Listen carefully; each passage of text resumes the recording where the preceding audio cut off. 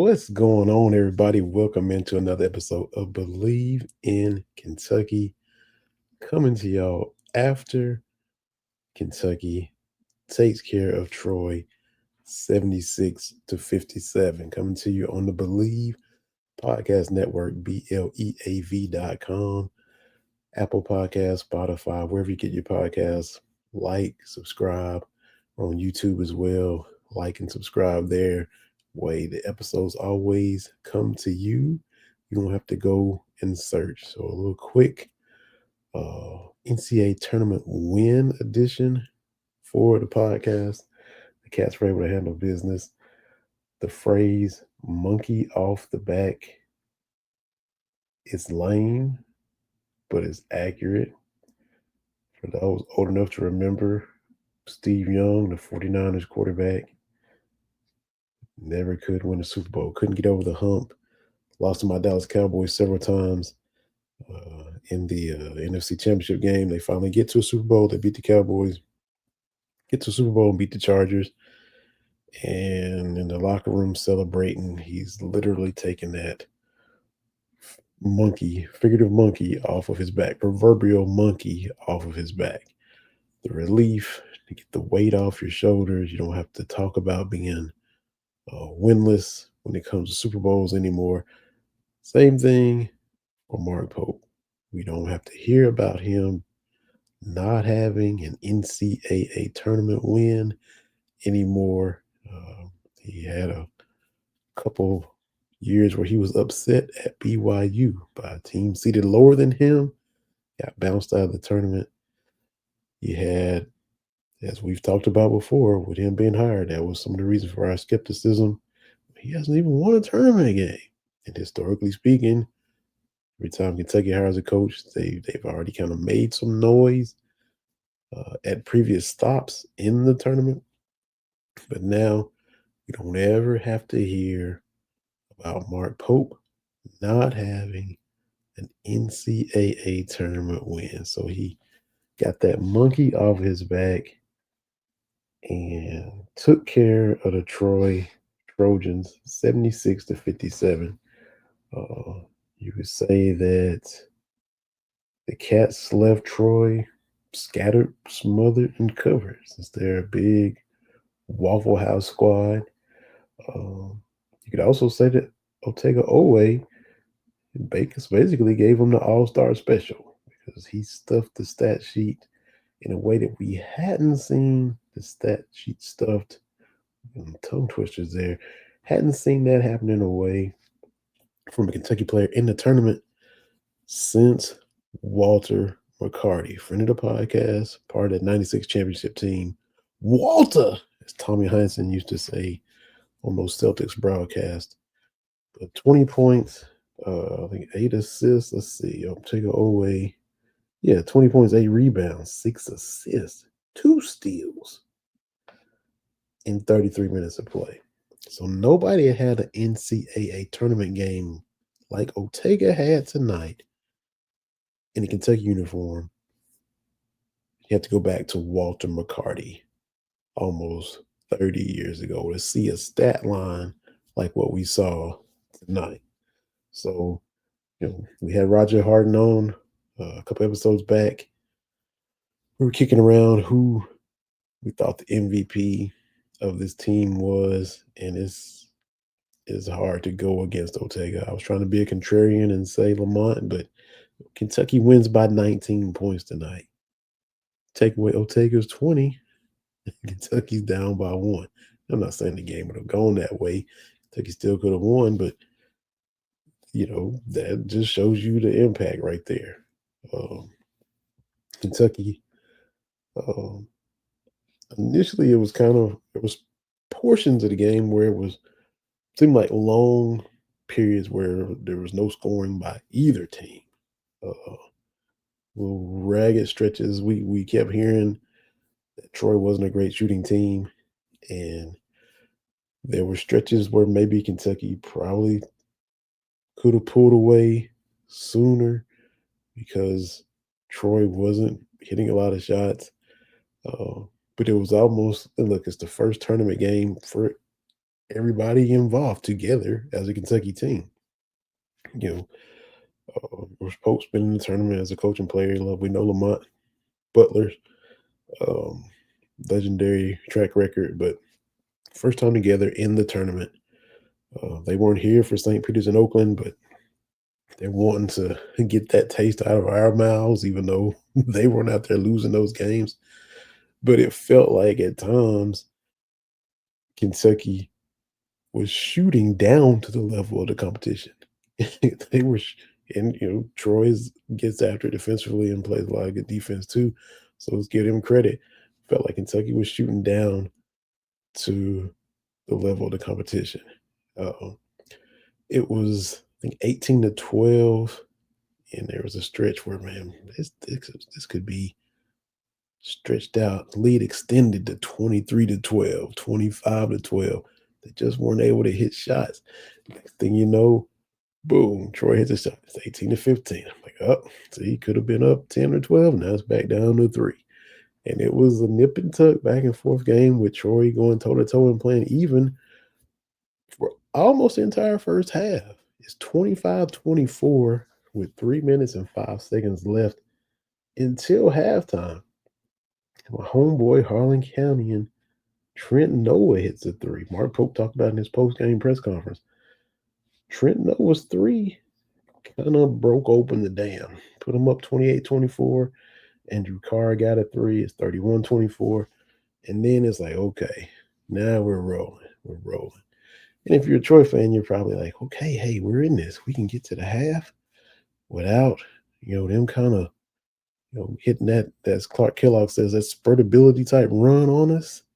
But then we saw where they were able to pull away, separate a little bit, go to the half up 8, and then extend and separate the second half. Had a little scoring drought again where they tried to give them opportunity to get back in it. It didn't happen. They pull away, end up winning by 19, 76-57. Got to see the bench emptied. Darbyshire and Walker Horn and Zach Toe and all those guys are getting in. First time uh, as this Kentucky team under this regime, able to empty the bench and get those guys out there in an NCAA tournament game. So it was very, very cool to see. So congrats to Mark Pope. He was being humble and deflecting, and he got asked multiple times what it means to him, and he was like, I can't give you good answers, but he was all about what it means to the program. I'm here right now temporarily, but means a lot more so for the program. Also means he said Mitch Barnhart won't fire me for a couple of days. I get to keep my job for a couple more days. So I thought that was a funny line out of the press conference as well. I talked about Trent Noah's big three. Colin Chandler, we had the voice of the Cats, Tom Leach, on here a few weeks ago, and he talked about Colin showing signs of breaking out for the LSU game, the final home game at Rupp Arena. And then the question was, could he take that show on the road? We're seeing you do this at home. Can you now do it on the road? Now you're doing it in the NCAA tournament. Popping threes, getting fouled on your three-point attempt, hitting all 3 free throws. And look, he did all this in 10 minutes. Up to 9 points, got a rebound, got an assist, got a steal, plus minus of, plus 17. He got a lot done in those 10 minutes. A lot of production right there. It seemed like he was out there longer than that to me, but he was just free and easy. We all saw him trying to just find that rhythm offensively. He was doing some things on the defensive end, but just wasn't fully there offensively. We know about the long layoff. It just takes a long time to get your timing back.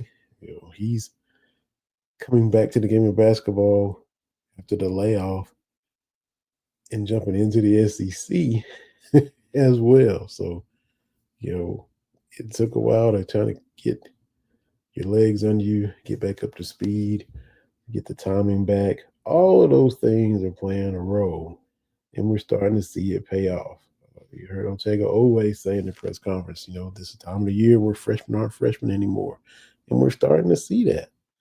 Um, the system, you've been around, you've been practicing against, you know, top notch guys, which it's always going to be the case at Kentucky. So, if you can start showing things in practice, can it carry over to the games? And Colin Chandler is kind of getting to that point now. So it sets up a date with Illinois on Sunday evening. Is it 5:15 Eastern, 4:15 Central, somewhere along in there. Sunday afternoon. Cats in Illini. We saw the Texas Xavier Illinois cluster with Texas in the play-in. They end up dropping the game to Xavier. Xavier advances, and then they fall to Illinois. So you get chalk. Kentucky as a 3, Illinois as the 6 for the second game in Milwaukee for a trip to the Sweet 16 will be on the line. So it sets up a date. Look, the big storyline, as we talked about on the Selection Sunday show, Coach Cal going up against Bill Self. Arkansas beats Kansas. That sets up Cal going up against Rick Pitino. That was the uber super duper storyline. But this subtle, below the surface storyline, you have Orlando Antigua, who had 2 stints at Kentucky as an assistant under Coach Cal. With Kentucky, when he became a head coach at South Florida, comes back to Kentucky, uh, then left to go back to Illinois. And now you have Big Z's brother, forgetting his first name, but he's in Novicic. He's Big Z's brother. He's his twin brother. So there's that connection with Big Z being here last year and Orlando Antigua, that storyline. So sometimes you have the boom in your face storyline. Sometimes you have the more subtle, oh yeah, there is a connection there. But the committee, they intermingle in the storylines how they choose to do so. So want to see the Cats keep it going and knock off the Illini. It'll be probably more Illinois fans in the building. They're close to Milwaukee. Um, Aaron, who is, of course, on this show every week, but is at the game covering it for the Cats balls. Did one of those little crowd shots, and there's a lot more Illinois fans in the building tonight than there were Kentucky fans, and that'll probably be the case Sunday. BBN still has a chance to roll up to Milwaukee and get in the 5-serve for them and put some more blue in there. But from proximity standpoint alone, it's a lot easier. If you're in Chicago, that's just 90, 95 miles up to Milwaukee. Just pop up there. Uh, sure, you're in the Midwest. Illinois fans might run up there and give it a more home court advantage for the Illini. It is what it is. It'll be what it'll be. Congratulations again to the men on the dub as they move on. Kentucky is one of 27 teams that have both their men's and women's team in the tournament. The women at noon protected home court against Liberty. Ended up in 79-78. They had it under control, and Liberty made a furious run, a rally, made us all nervous, um, made it scarier than it should have been. But Kentucky's women hold on, and they move on to play Sunday as well. Georgia Amore was magnificent, uh, 34 points. In the first quarter, she had outscored Liberty by herself. She was just doing whatever she wanted to do. They had the nerve to kind of just leave her open on some threes. And then, of course, she was just scoring. Sometimes still defended well, but you leave her open, she's definitely gonna make you pay. But a great game by her, and so that just follows up Coach Brooks winning Coach of the Year. You get into the tournament, you win your first game, you get to host top 4 seed, so they get to have another game at historic Memorial Coliseum, and then they hope to move on from that and continue to advance in the tournament. See if I can find who they get between Kansas State and Fairfield. They're going to get the winner of that. So let's see. Who will they be playing? Let's see. I was going to try. Anyway, Georgia had 34 points, 8 assists, 2 steals, 2 blocks, 6 of 10 from 3. So Georgia just doing what Georgia does. And yeah, Kentucky will be playing Kansas State. Kansas State advances, so it'll be a chalk matchup. 4 seed versus the 5 seed.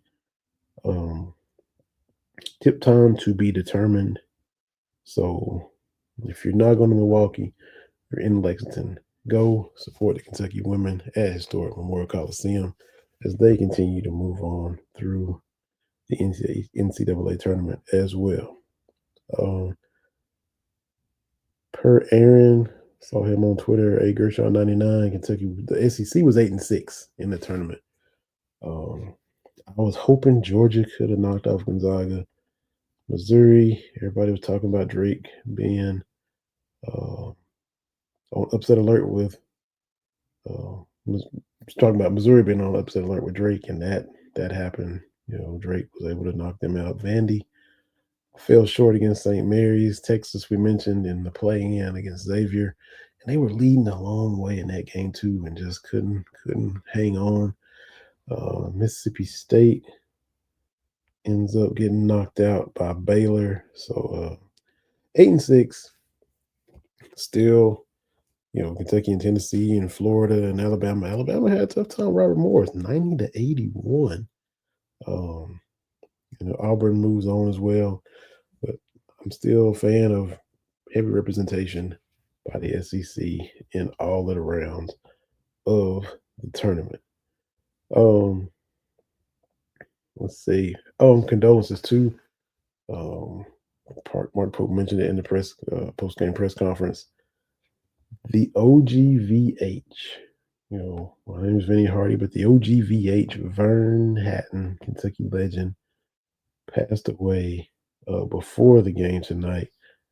Vern was at Kentucky from 55 to 58. So he played on that 1958 championship team.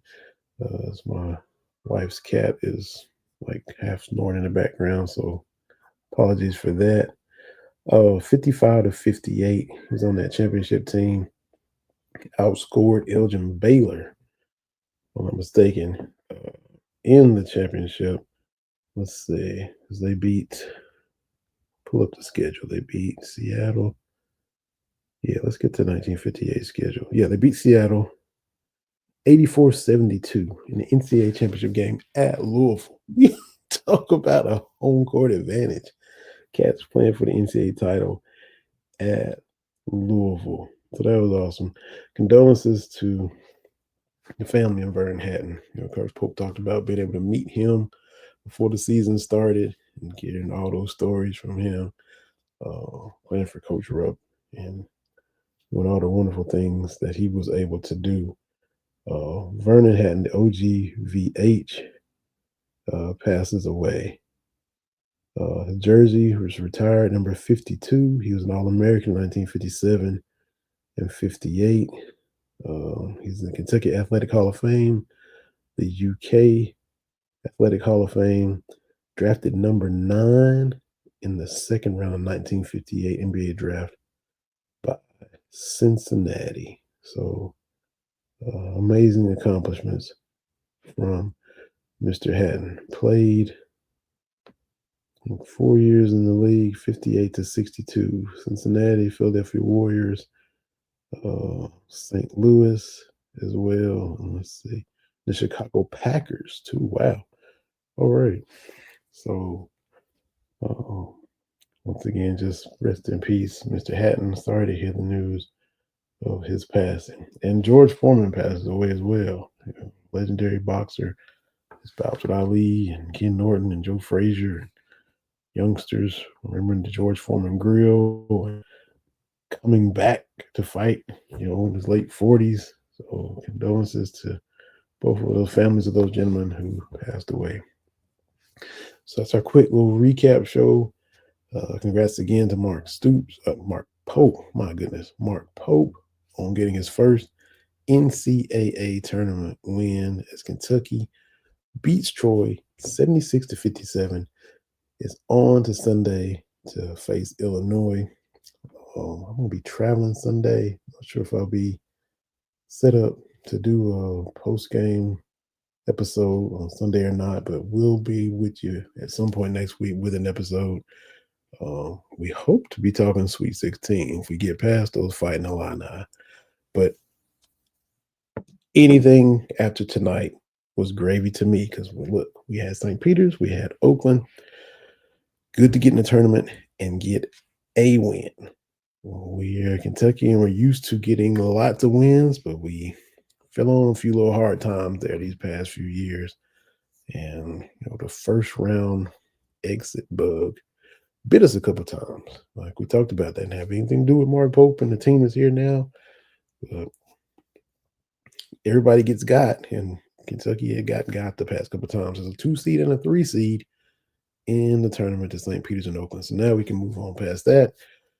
Got us a win, hoping to get some more wins and see how long we can go. But anything more is just gravy to me this year.